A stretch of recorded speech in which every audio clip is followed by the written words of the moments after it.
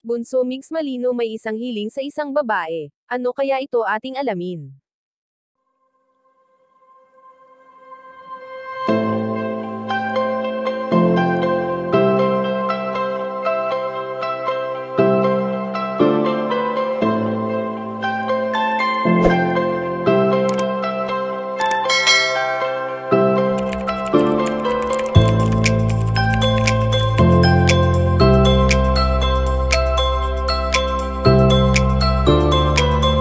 Masayang pamilya nga ang ating nasasaksihan sa pagitan ni Bunso Mix Malino at ng buong pamilya nito.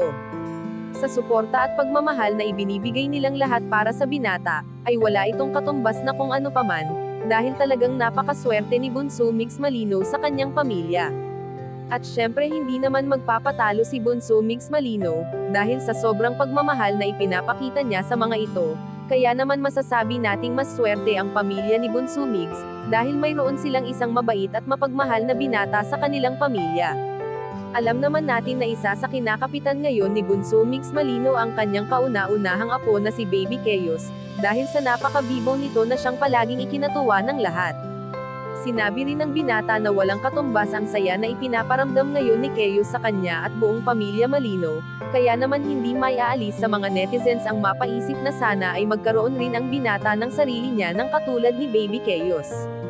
Kaya naman ayon sa aming impormasyon na nakalap na may tanging hiling si Bunso Mix Malino sa isang babae, at ito ay hiling ng binata sa kanyang inay Belen, na sana ay alagaan nito ang kanyang sarili lalo na sa tuwing wala siya sa kanilang bahay. Dahil sa ito na lang ang nagpapasaya ngayon kay Bunso Mix, ang makitang masaya silang lahat kahit paman wala na si Cutie Mahal. Kayo mga kachika, anong masasabi nyo dito? Please leave the comment and don't forget to subscribe.